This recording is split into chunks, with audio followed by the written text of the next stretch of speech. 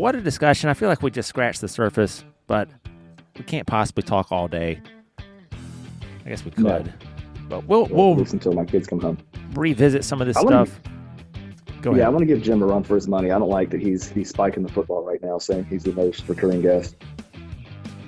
Yeah, and If we did like 10 little 5-minute episodes, so I could just get some distance between me and him, would that count? Is there a time limit?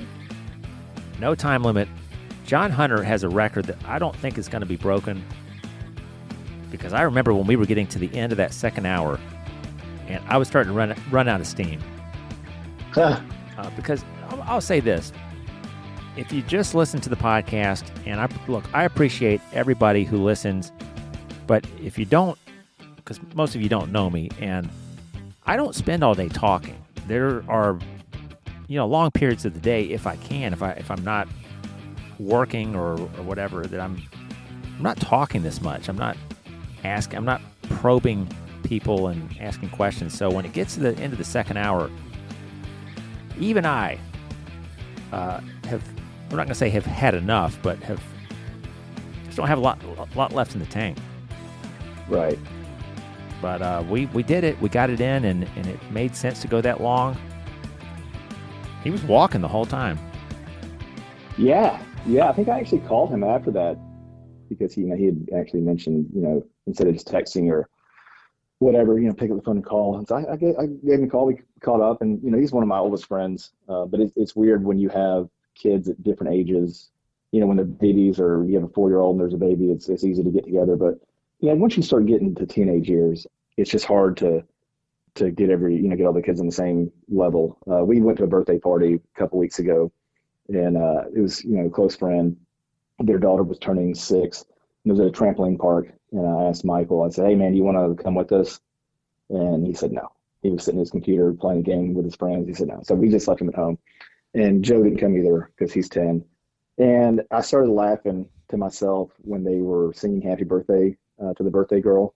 And there's all these, 5 and 6-year-olds sitting around with party hats on, and they're just so excited. And I just had a mental image of Michael at 13 at that table with all those kids being like, "Dad, this is so embarrassing."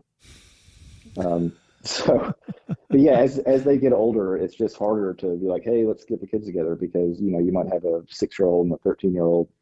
I see it more with boys. They don't really interact. I mean, we have some friends that have girls that are older that, Allie can play with, and I don't know what that difference is, but yeah, it's just, John's one of my oldest friends. I just don't get to see him that much. Let me ask you real quick. This is maybe the last question. Do you have a favorite episode of this podcast that features somebody that you know? And, yes. Oh, wow. I got to hear it. Lowell. Oh. Lowell Shapira. I was dying laughing because he's just himself. I've known him since mid-90s, and we text all the time, and I don't get to see him as much, but he's got a really good career going, and but yeah, just getting to hear him and you talk was great. He's got a great story, and his personality hasn't changed at all. He's still the same from way back in the day, and that's what I think everyone likes about him. What you get with Lowell. He's a great friend. Couldn't have said it better. And when he was talking about his name, I just was dying laughing. Yeah. How about, do you have a favorite episode that could be anybody, that at any point, is there one that sticks out? You're like, I like that one, stood out a little bit to you. You had an episode a few weeks ago with a singer-songwriter. I think she was young. In Michigan. Danny Carr. Yeah, that was really good. And I'm not even that familiar with that genre of music, but North Carolina. That's the kind of episodes. North Carolina. Okay, those are the kind of episodes I like a lot. Even the early on ones. I think you did one with, was it Dan Weinrib? Was he the tax assessor? Yep. Yeah, I listen to so many podcasts. I don't think I've ever heard an interview with a county or a city tax collector or assessor or whatever. And it was interesting because I want to do more of those, and I've actually put some feelers out, and it doesn't bother me when people don't respond, but I've reached out to other elected officials across the country named Dan, former elected officials, Mm-hmm. and you don't really get a lot back. I've reached out to people in higher education, and I've kind of found that the best people to appear on the show are the ones who are either in my network or someone that's got something to promote. They're trying to get their name out there. If it's someone that's, I mean, Dan and we knew each other, so that made it a little easier. But other people, if they don't really have a new record coming out or cause that they want to talk about, and they don't know who I am, and maybe have never done a podcast, that's an easy no, easy pass, and an easy ignore, I would say. Yeah. Another one, and this I just was blown away when you got Dan Maines from Clutch. That was, and I know they're could be considered underground to an extent. A lot of people that are not a household name, but I mean they do tour extensively. They have millions of fans across the world. I remember I was dropping Allie off at daycare before she started kindergarten, and I was like, I cannot believe you are talking to the bassist of one of my favorite bands. And it was a good interview too. It wasn't like you see all these interviews that you see in music media, and they're all the same. But yours was, about the music of the band, but then also about him. He probably doesn't get a lot of questions like that. I'm sure they get interview requests all the time, but to just take it from a different perspective. I appreciate that. Yeah, I was surprised, I always feel like anybody would be a good guest, no matter how high they are up the food chain. But he was really easy to talk to, and I knew going in, and this happens all the time, I've got these questions that I want to ask, and then some I want to get to, and then some I don't even think about. And when the episode was over, I was like, oh man, there were some other questions I should have asked Dan about his bass playing. I really didn't talk about that much, so or more Dan questions. But yeah, I appreciate that. So real quick, because I do have to go here in a minute, but who was your white whale, the guest that you could just put the podcast to bed, you got them, it's over? Who was your most sought after guest? Well, I doubt he's listening, but I have reached out to Dan Rather and former Vice President Dan Quayle. I remember you reached out to him. Did you ever hear anything back? They've received correspondence. I have, but have got nothing in return. That's fine. Mm-hmm. Aykroyd, of course. If I had to say one, I mean, my gosh, and it's a Danny, but I'd love to have Danny DeVito. I think my listeners would. I think my listeners deserve that. I mean, this is episode number 60, and yeah, we've had some great guests, and I said way back on the trailer, there's going to be some people you haven't known everybody, and they haven't all been named Dan, but it's time, okay? It's time for Dan Rather. It's time for Dan Aykroyd. What are they waiting for? What would be ahead of your schedule besides Dan time if you're one of those guys? Yeah, I don't know. It's tough. I will give you this. I mean, you have, I think because you're in sales and you got to just, it's a numbers game. You got to hit the streets and you got to cold call and you got to put yourself out there and you have to be okay with a rejection or even them just ghosting, not even responding. Put together something that you can look back on and say, all these people you would have never, some of these people, there's no way your paths would have crossed in a million years. And here you are talking to them and you have this record from the past year that, anybody can listen to. And, I just like hearing people's experiences through life and what they're doing. I remember when you first asked me, I was like, man, I got nothing to talk about. I'm not like these people. I don't have a cool coffee mug store in Pensacola, or I'm not some, successful, whatever. I'm just me. But I do really enjoy hearing other people's, lives and their experiences. It's fun. It's a cool podcast. And like I said, I listen to a lot of podcasts, sports, history, some politics, but there's nothing like this. And I just think it's really cool. That really means the world coming from you. I'm going to put that. I'm working on my my website. I've got a little bit of time. I've been trying to get it up there. I mean, there's the RSS page, but dantimepod.com is the domain name. It's not live yet, but I'm going to put that in the testimonial section. There's nothing like it. and then the -- Travis. And then I'll leave off the last name. I'll put like Travis M, so I can just have people imagine that it's like not my brother. Right. And then they'll go and listen to it because they're like, there's nothing like this. And they'll get through all 50 some they'll get to my episode right now. Then they'll hear that quote and they'll say, wait a minute. This is the best thing. Yeah. No, but it's cool because I mean, TM. I think or just, yeah. But I think a lot of the podcasts you listen to are so focused on, like I said, sports, or there's lots of comedy podcasts and it's just comedy related.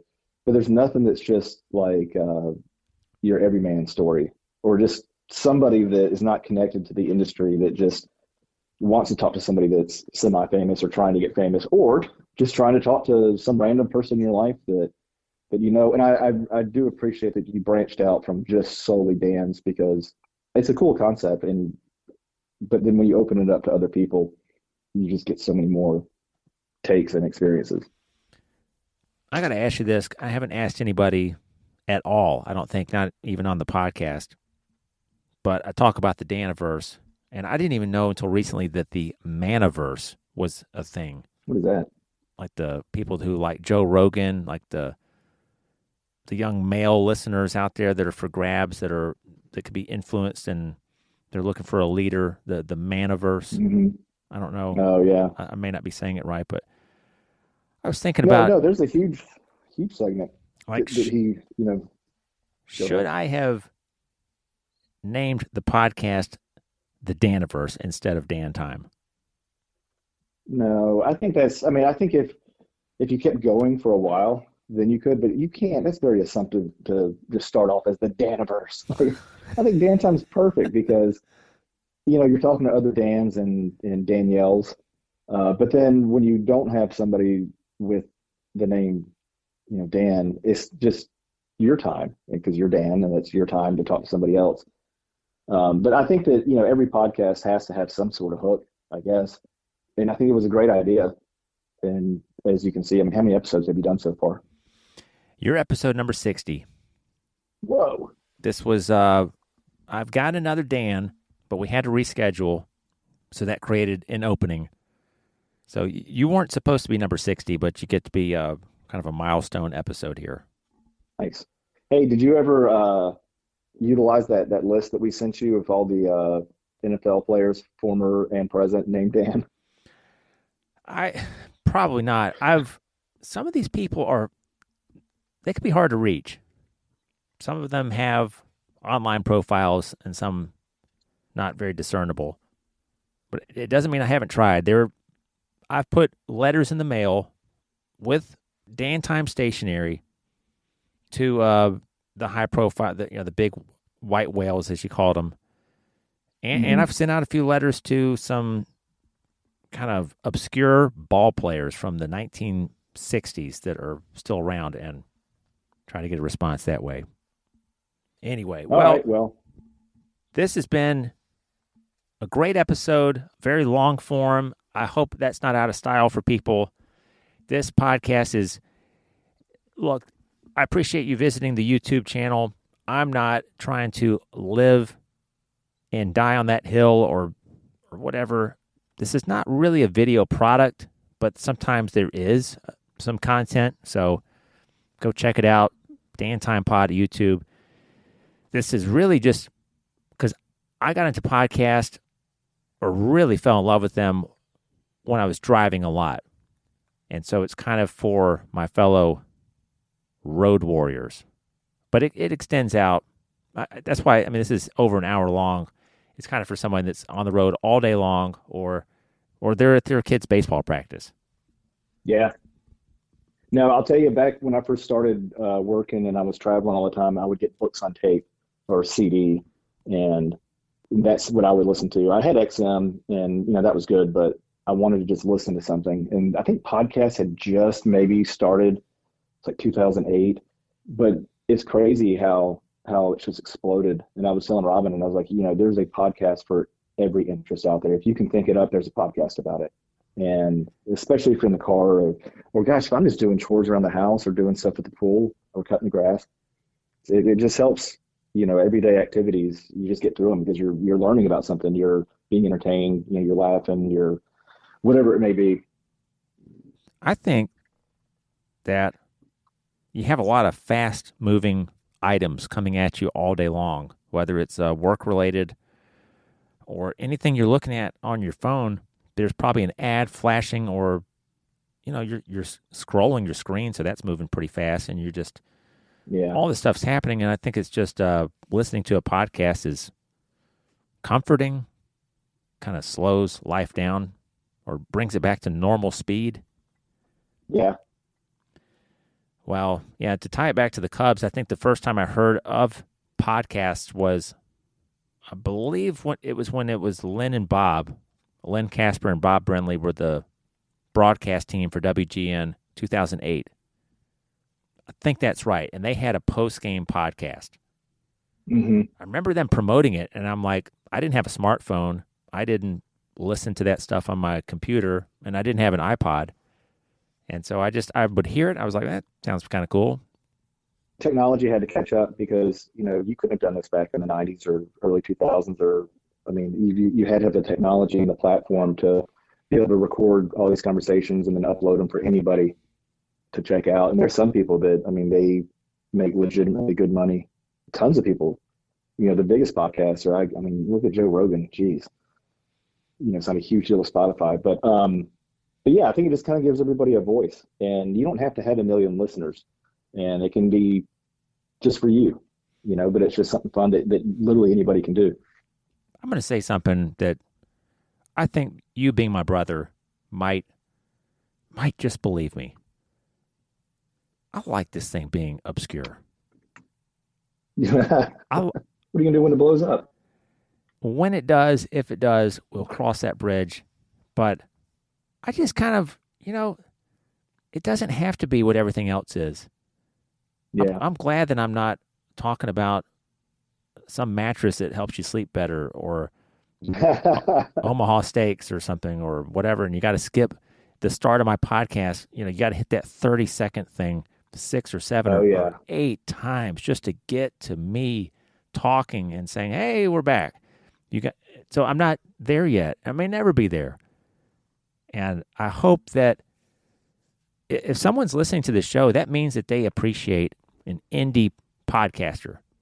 So my pledge to you is you're going to be able to keep me in your back pocket for the rest of your life, because I'm not going anywhere, and we're keeping this thing underground.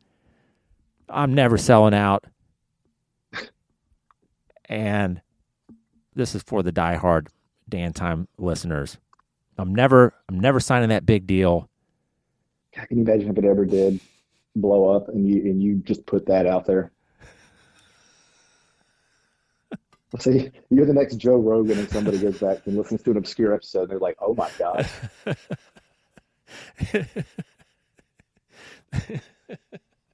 Gotta be careful. No, I think it's fun. It's good. And it's a good record, and it's something that, if you leave it published on, all the different platforms you can listen to these things on, your kids one day will have something they can listen to, and they can hear a snapshot into time when you were 45 years old, what was going on and who you were talking to. Yeah, that really is kind of the cool thing. I also recommend to people, if you got an iPhone, and I guess they have these on Androids too, and you got little kids, and they're playing either in their room or splash around the bath, just turn on your voice recorder and just set your phone within earshot and just record their little playful voices. And you probably a lot of people haven't done that, but I just have done it a few times, and I'm like, this will be, because you don't have to take a video of everything. You don't have to take a picture of every moment of your toddler's life, but there's something about the voice, I remember when Mom was watching a VHS where Robert was playing a home video with our grandfather, her father, and he just appears in it and he's talking, and she got very emotional because she had no other format of his voice. Yeah, he just popped in this old VHS cassette. We were at his house for something several years ago, and it was a very powerful moment. Yeah, it really is. I get the same feeling when I see stuff like that. All right. Well, that's got to draw it down at some point. I wish we had a score to report, but it's in the top of the third. No score at Wrigley Field. I'm sure we'll be talking during this game like as if it's a playoff game. Man, I just miss those, that 2015, 14, 15, 16, 17, when it was just Cubs were in the playoffs every year. You're getting out of the first round. You're trying to get to the NLCS, going to face the Dodgers. Those were some fun days. 2015. Relive it on YouTube, folks. The Schwarber home run. It's kind of like just pick a game, pick a moment, look it up on YouTube.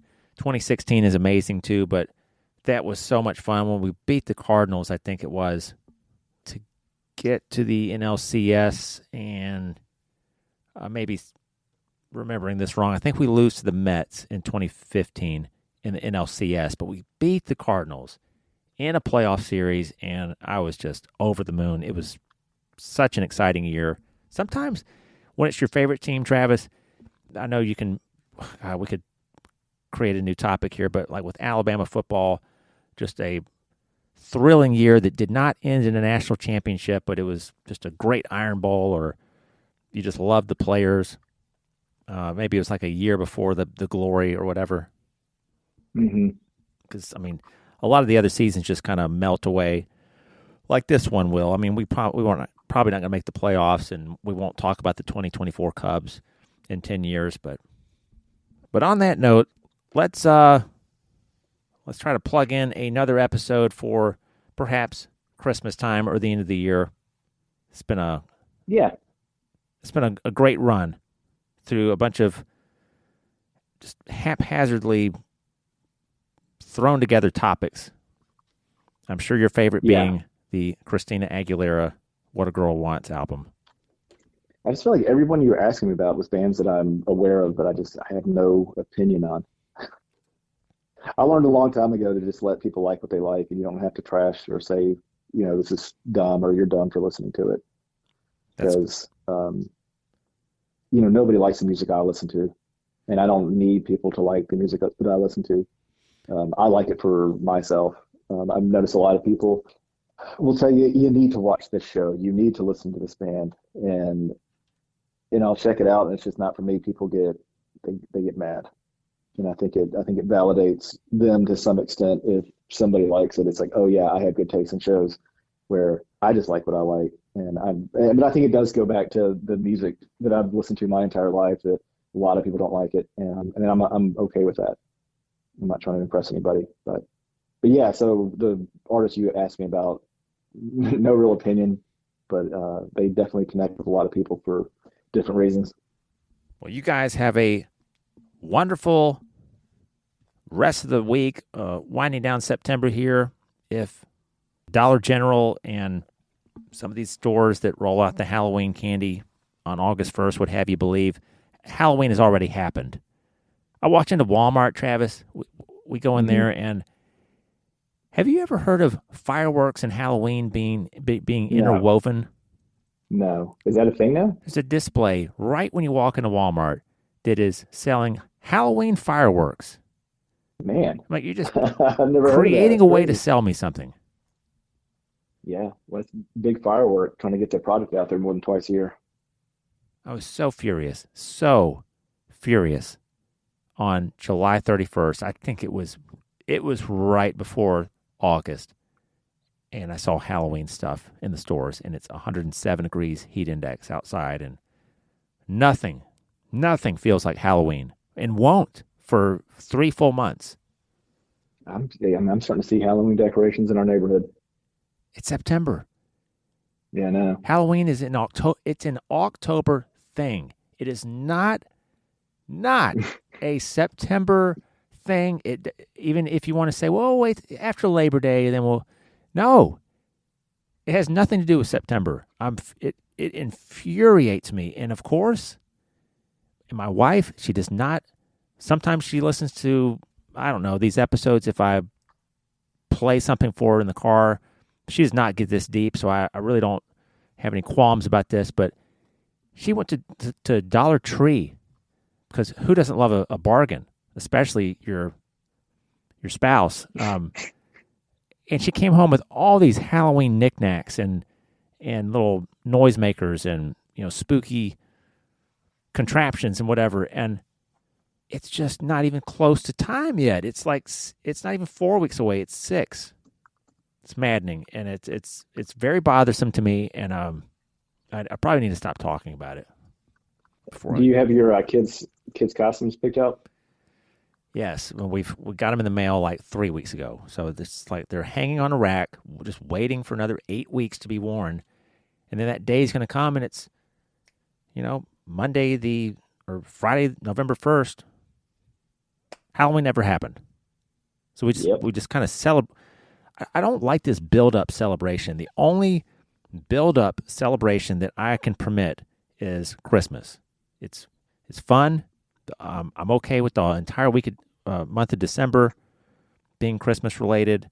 I like the carols a little bit more than I liked them in the past, and I'm okay with that. But all these other little holidays, Easter and seeing the Easter candy in frickin' January is just, there's no place for it. I feel very strongly about this. And on that note, because I'm getting a little hot. I love how you get so upset about these things, and there's absolutely nothing you can do about it. No, there's not. You have zero control. But, well, my kids aren't dressing up for Halloween this year. I mean, Allie will, but Michael and Joe have aged out. So, actually, I think I saw like some of the stores that are most ahead of the pack. They look at it like once July 4th is over, on July 5th, it's Halloween season. Well, actually, they've got to do this obligatory back to school. I always love how back to school, you start going into the stores and your kids are in their bathing suits. You just had a great day out doing something in the summertime sun and fun, and you walk into a store and it's all these pencils and books and binders, and it's like, what do you mean back to school? This is like summer just started. mm-hmm. We're 3 or 4 weeks into these kids, trying to just be kids and have fun, and you're trying to shove these supplies back in our face and say, get ready for school. It's almost time for a new school year. No, it's not. It's almost time for summer we have not even hit the tipping point. We've not even gone on that vacation yet. And here it is, July 8th, and you're trying to prime us for the end of fun in the sun. Yeah. March is on. So, yeah, don't get me started on some of this stuff. It's pretty hot button. I know everybody's got their issues that they're concerned about with it being an election year, but these are my issues. My issues are retail holiday promotions and just the upheaval that it brings, and we'll get all the rest of the stuff sorted out in this country. But what do you think? What do you think about school track? Are you a fan? School track? Traffic. Just dropping off, picking up. Oh, yeah. I don't get involved in that. What do you mean? Don't pick your kids up from school?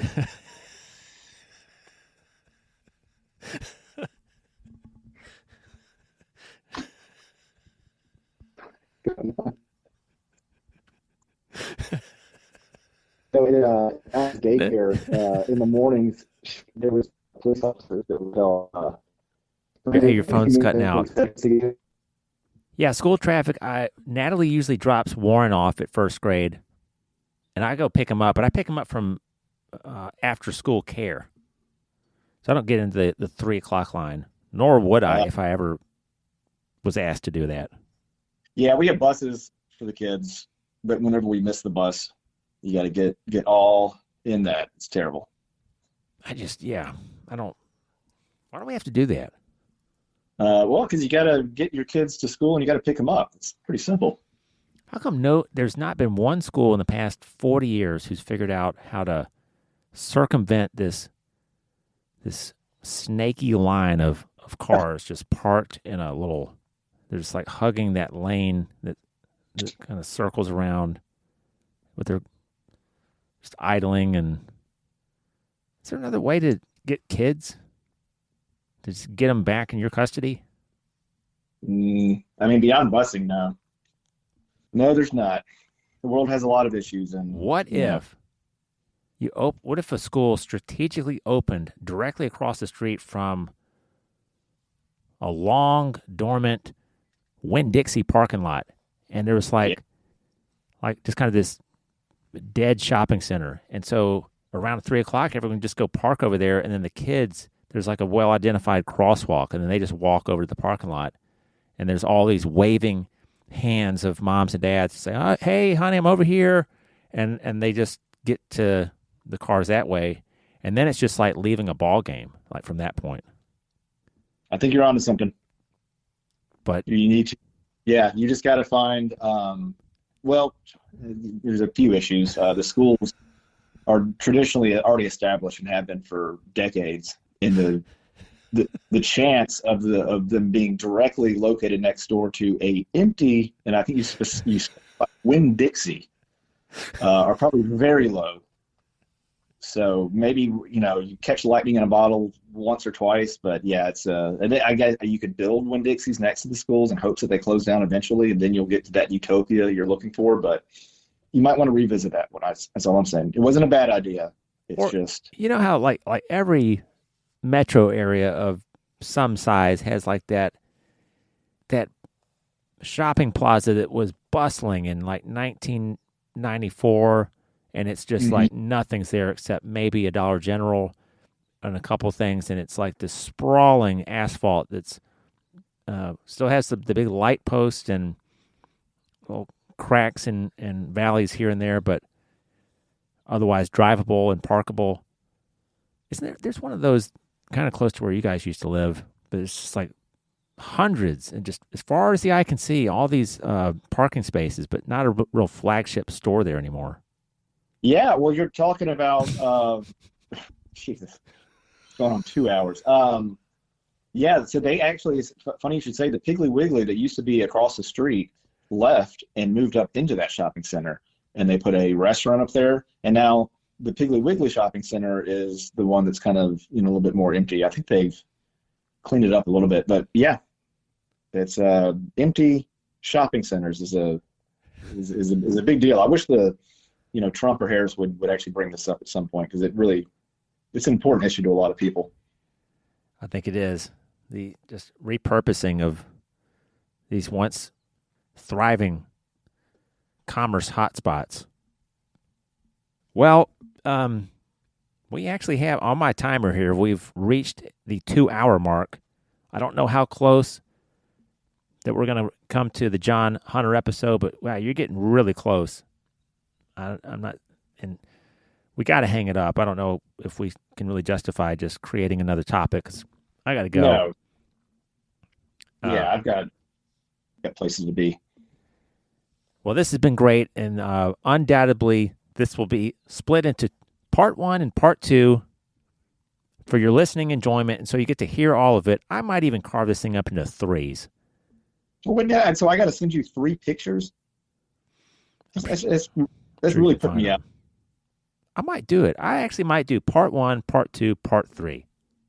The trilogy.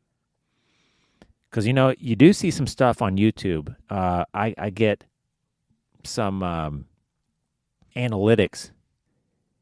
I put these episodes up. This is another reason why I don't really focus a lot of my attention on it. The average view time on an episode that's 47 minutes long, even 34 minutes or 50. Average view time is like a couple minutes. Really?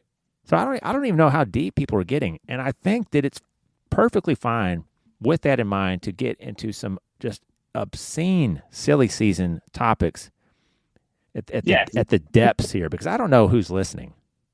Nobody. Who am I trying to please? There's no stakeholders. So you need to add something, say the first person to text me this wins a prize. I don't know. Yeah. So there's a word I'm going to say, and it's bullfrog. And I'm going to put that on the episode description and say, hey, whenever you hear the word bullfrog, message me for a free $20 gift card to Papa John's and send me your address. And you know what? I will do it. You're hungry for pizza. You like Papa John. Hey, if you say, hey, look, I don't have one in my hometown, but I love Domino's, tell me where you are. I'm sending the card to you. That's the key word. There you have it. Thanks for listening to the Dan Time Podcast. Any final thoughts, Travis? No. All right. I appreciate it. It's killing two birds with one stone. We get to catch up. You get to. I just gave you 3 episodes, but no, it's always fun catching up. I know we're miles apart, but at this moment, I feel very close to you. It's fun catching up, and I enjoy listening to all your episodes, and I look forward to doing it in exactly the same amount of time it took for me to do it the second time. Yes. On that note, we'll see you next Sunday, folks. Thanks for listening to the Dan Time Podcast. Tell your friends about it. Tell everybody you know about it. Leave a review. Whatever's the easiest thing for you to do. I appreciate you as a listener. Have a great week. Go out there and do something you want to do this weekend or this week. It's probably Monday that you're listening to this. Go Cubs, go. Hopefully we're 3 games back. That's all I asked for. 3 games back on Monday morning. We'll see you next Sunday.